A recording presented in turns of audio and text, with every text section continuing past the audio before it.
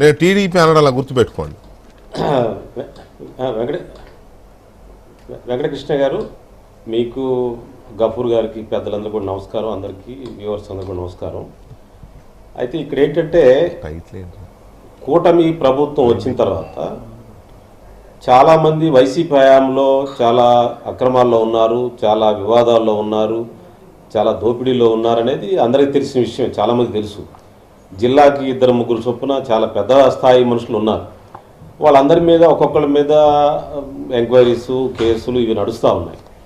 అయితే ఈ విషయంలో వెంటనే చర్యలు తీసుకోవట్లేదు, చర్యలు కొనసాగట్లేదు, వెంటనే అరెస్టులు జరగట్లేదు, వెంటనే వాళ్ళ మీద శిక్షలు పట్టలేదు, సంథింగ్ ఇలాంటివి కూడా సోషల్ మీడియాలో నడుస్తామని ముఖ్యంగా తెలుగుదేశాన్ని అభిమానించే వాళ్ళల్లో కొంత చర్చ నడుస్తూ ఉంది.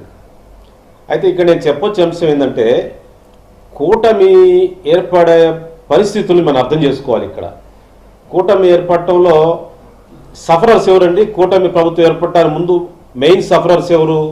తెలుగుదేశం వాళ్ళు. వైసీపీకి తెలుగుదేశానికే గొడవలు, అంటే గొడవలు అంటే ఇన్ ది సెన్స్ సఫరర్స్.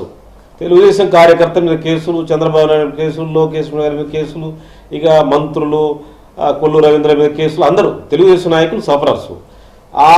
ఆ ఒత్తిడిలోంచి పనిచేసింది ఎవరు? ఆ ప్రభుత్వం వ్యతిరేకంగా నిలబడింది ఎవరు? ఉద్యమాలు చేసింది ఎవరు? తెలుగుదేశం నాయకులు. అదే స్థాయిలో బీజేపీ పనిచేసిందా? అదే స్థాయిలో బీజేపీ వాళ్ళు ఏమైనా సఫరర్సా? అదే స్థాయిలో జనసేన ఏమైనా సఫరరా? కాదు. కానీ రాజకీయ పరిస్థితులు, రాజకీయ అంగీకారాల మేరకు ఆ కూటమి ఏర్పడింది. ముందు జగన్ ఓడించాలని ఓడించారు. ఇప్పుడు చర్యలు తీసుకోవాలంటే కూటమిలో ఉన్న మొత్తం ఒకే ఒక కాంక్రీట్ నిర్ణయం తీసుకోవాలి, సింక్రనైజ్ అవ్వాలి వాళ్ళ మధ్య అభిప్రాయాలు. అందువల్ల ఇదేదో తెలుగుదేశానికి బట్టిన గొడవగలా కాకుండా బీజేపీ ఓన్ చేసుకోవాలి, జనసేన ఓన్ చేసుకోవాలి. ఇలాంటి జరగకూడదు, భవిష్యత్తులో ఇలాంటి జరగకూడదు, ఇలాంటి నేరస్తులు మళ్ళీ పునరావృతం కాకూడదనే విషయం పట్ల తెలుగుదేశం ఎంత కమిట్మెంట్గా ఉందో బీజేపీ అదే కమిట్మెంట్ ఉండాలా, జనసేన అదే కమిట్మెంట్ ఉండాలా. దానికి కొంత కోఆర్డినేషన్ అవసరమేమో అని నేను ఫీల్ అవుతున్నాను. ఎందుకంటే సఫరర్స్ ఏమో తెలుగుదేశం వాళ్ళు, బెనిఫిట్ ఏమో ముగ్గురికి వచ్చింది because of political reasons. But అదే సఫరింగ్ బీజేపీ వాళ్ళకి లేదు, అదే సఫరింగ్, ఈక్వల్ సఫరింగ్ జనసేనకి లేదు. తెలుగుదేశం అంతా లేకపోవచ్చు కానీ తెలుగుదేశం అంతా సఫర్ కాదు. తెలుగుదేశం వాళ్ళు సఫర్ అయినంత, తెలుగుదేశం పార్టీ సఫర్ అయినంత అయి ఉండకపోవచ్చు కానీ జనసేన కూడా సఫరరే, నో డౌట్. ఎందుకంటే పవన్ కళ్యాణ్ టార్గెట్ చేసి ఇష్టం వచ్చినట్టుగా ఆయన్ని ఇది చేయడం అంత కాదు, టీడీపీ అంత కాదు కానీ పవన్ కళ్యాణ్ కూడా సఫరరే, జనసేన కూడా సఫరరే. మీరు అన్నట్టు బీజేపీ సఫర్ కాదు, బీజేపీ జోలికి వెళ్ళడానికే వణికిపోయేవాడు కదా జగన్మోహన్ రెడ్డి గారు. కాబట్టి బీజేపీ సేఫ్ లోనే ఉంది అప్పుడు. Correct, you are right. ఇప్పుడు ఈ పరిస్థితుల్లో ముందుకు వెళ్ళాలంటే ఇదేదో తెలుగుదేశం గొడవ కాదు, ఇది కూటమి గొడవ. ప్రజలిచ్చిన తీర్పు ఇది. ఈ తీర్పును గౌరవించాల్సిన బాధ్యత కూటమి మొత్తానికి ఉంది. అందువల్ల మొత్తం కోఆర్డినేటెడ్గా మాట్లాడుకొని కింద నుంచి పైదాకా యాక్షన్ ప్రోగ్రామ్ కరెక్ట్గా ఉండాలి, అందరూ ఓన్ చేసుకోవాలి, అందరూ డీల్ చేయాలి దీన్ని. లేకపోతే ఏమవుతుంది, ఇప్పుడు ఒక్కొక్కరు పోయి తెలియకుండా దీంట్లో ఉన్న అక్రమార్కులు అని చెప్పారు ఇందాక మనం అనుకుంటున్నాము. అక్రమార్కులు అనుకునే వాళ్ళు ఎవరికో తెలియకుండా ఢిల్లీలో ఎవరితో మాట్లాడుతున్నారు, బీజేపీలో చేరుతున్నారు. ఈ మధ్య కొంతమంది జనసేనలో చేరారు. వాళ్ళ మీద ఎలా ప్రొసీడ్ అవ్వాలి? కూటమిలో మెంబర్స్ వాళ్ళు ఎట్లా ప్రొసీడ్ అవ్వాలంటే కుదరదు. అందువల్ల ఏంటంటే ఇప్పటికైనా ఆలస్యమైంది ఏం లేదు.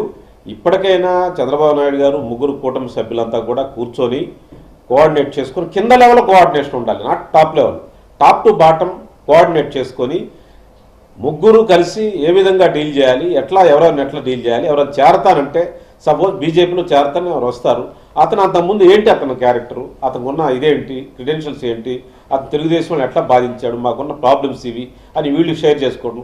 అట్లా కొంతమంది బీజేపీలో తెలుగుదేశం చేరడానికి వస్తారు, చేరడానికి వద్దని బీజేపీ వాళ్ళు చెప్పొచ్చు, వాళ్ళు వద్దండి మాకు వ్యతిరేకం, మా సిద్ధాంతాలకు వ్యతిరేకం వాళ్ళు చెప్పొచ్చు. లేకపోతే జనసేన వాళ్ళు ఉంటారు, జనసేన చేరడానికి వచ్చిన వాళ్ళకి అలా కోఆర్డినేటెడ్గా మాట్లాడుకొని యాక్షన్ ప్రోగ్రామ్ కూడా కోఆర్డినేటెడ్గా ఉండి వరప్రసాద్ గారు ఇది నాయకులు, పార్టీల మార్పు, చేరికలు ఇష్యూ కాదు. ఇది ఇప్పుడు మనం మాట్లాడుతున్నది చేరికలు పార్టీల్లోంచి ఇది ఇష్యూ కాదు. అసలు చేసిన అక్రమాలు, వాళ్ళు ఆ రోజుల్లో చేసిన రాజ్యాంగ వ్యతిరేకం, చట్ట వ్యతిరేకమైన పనులు, వాటికి సంబంధించి ఎందుకు దూకుడుగా ఈ ప్రభుత్వం వెళ్ళలేకపోతోంది? తెలుగుదేశం పార్టీకి ఉంది. లోకేష్ రెడ్ బుక్ రెడీగా పెట్టాడు. అప్పుడు చంద్రబాబు నాయుడు సీరియస్గానే మాట్లాడారు. కానీ ఇప్పుడు రెడ్ బుక్ పెద్దగా కనిపించట్లా. అంటే కూటమిలో ఇతర పార్టీల ప్రభావం వల్ల ఇప్పుడు ఇవన్నీ సైడ్కి వెళ్ళిపోతున్నాయా అనే చర్చ అయితే ఉంది కదా. అది ఏమన్నా ఉందా అంటున్నా.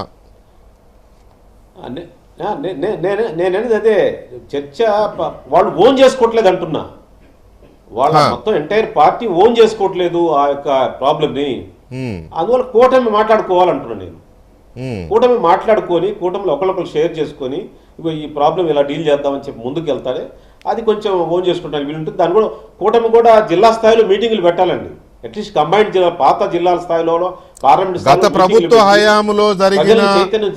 ప్రభుత్వ హయాంలో జరిగిన అరాచకాలని, దాడుల్ని, అక్రమాలని ఇప్పుడున్న కూటమి ప్రభుత్వంలో కొన్ని పార్టీలు, బీజేపీ కావచ్చు, జనసేన కావచ్చు, జనసేన అట్లా అనుకోను, ఓన్ చేసుకోవట్లేదు అంటే వైసీపీని పెద్దగా సీరియస్గా తీసుకోవట్లేదు, వైసీపీ పట్ల సానుకూలంగానే ఉన్నారా అనుకోవాలి. అదే పార్టీ అని కానీ ఇక నేను పేరు చెప్పను కానీ అనుకోవాల్సి వస్తుంది. ఇక్కడ జనంలో అదే అభిప్రాయం వస్తుంది. ఇక్కడ మాట్లాడొచ్చండి. చెప్పండి సార్. ఇక్కడ బీజేపీకి జాతీయ పార్టీ అండి. అది కదలాలంటే కొంచెం టైం పడుతుంది. అది వాళ్ళకున్న హైరార్కీ నుంచి సమాచారం రావటం ఇదంతా కూడా. బీజేపీకి ఏంటంటే